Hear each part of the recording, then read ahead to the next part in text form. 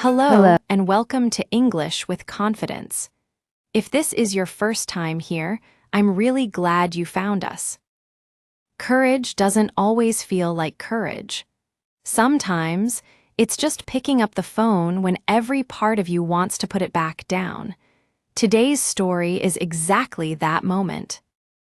I want to tell you about the phone call I avoided for 3 weeks, and what finally made me pick up. My name is Sofia, and I moved to a new country almost 2 years ago. By then, my English was already decent.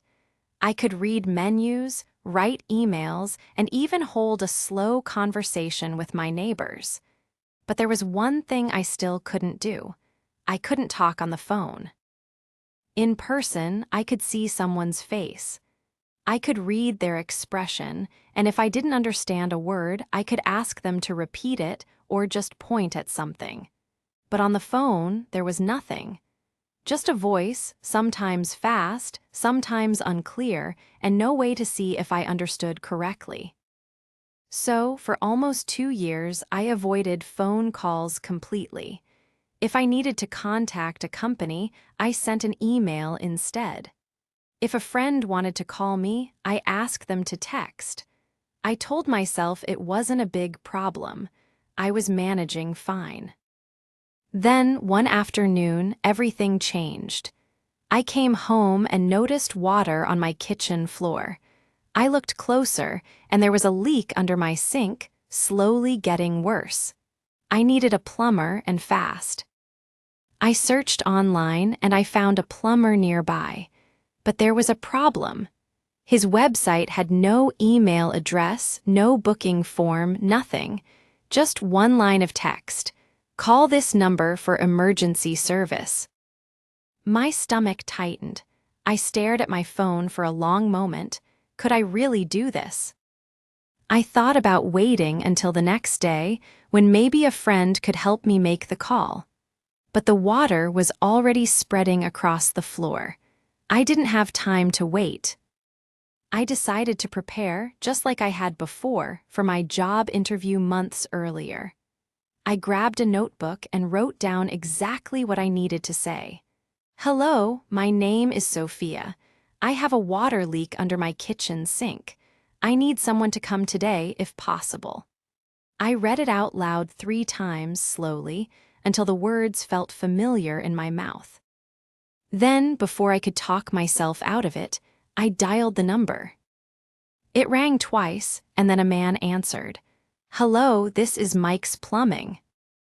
My heart was pounding, but I remembered my notes. Hello, I said. My name is Sofia. I have a water leak under my kitchen sink. I need someone to come today if it's possible. There was a short pause, and I panicked, thinking he didn't understand me. But then he said, Okay, no problem. Can I get your address? I gave him my address slowly and carefully, spelling the street name when he asked me to. He asked a few more questions. How bad was the leak? Was the water still running? I answered each one, sometimes searching for the right word, sometimes repeating myself to be clearer. But I kept going. I didn't hang up. I didn't switch to email. I just kept speaking. Near the end of the call, he said, All right, I can be there in about an hour. Does that work for you? Yes, I said. Thank you so much. No problem at all. See you soon. I hung up the phone and I just stood there for a moment, staring at the screen. I had done it. A real phone call in English about something urgent, and I understood almost everything. An hour later, the plumber arrived, and the problem was fixed within 30 minutes. But honestly, fixing the leak wasn't the biggest win of that day. The biggest win was realizing that I could handle a phone call, even a stressful one, even with my imperfect English. After he left, I sat down and thought about all those months I had avoided phone calls completely. I had convinced myself I wasn't ready, that I needed more practice first, that someday I would feel confident enough. But the truth was, I became ready by doing it, not by waiting for the fear to disappear first. The next week, I made another phone call just to test myself. It was easier. And the week after that, another one. Each call felt a little less frightening than the last. If you are someone who avoids phone calls in English, just like I did, I want you to know something. You don't need to feel completely confident before you try. Confidence often comes after the action, not before it. You only need to prepare a little, take a breath, and make the call. Before we finish today, let's remember a few useful words from this story. Avoid, this means to stay away from something, or not do something on purpose. Urgent, this means something that needs attention very quickly.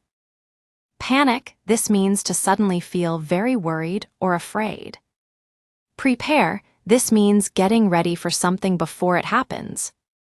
Confidence, this means believing in yourself and your ability to do something. Try making a sentence with one of these words and write it in the comments below. I'd love to read what you write. I hope Sofia's story reminded you today that courage doesn't mean feeling ready. It means doing the difficult thing anyway, one small step at a time. As someone once said, do the thing you fear and the fear will disappear. Every phone call, every conversation, every attempt, no matter how small, is building the confidence you're looking for. If this story helped you today, please subscribe to English with Confidence so you don't miss the next one. And if you know a friend who is also learning English, share this video with them. You might be exactly the encouragement they need today. Thank you for spending this time with me. Keep practicing, keep believing in yourself, and I'll see you in the next story.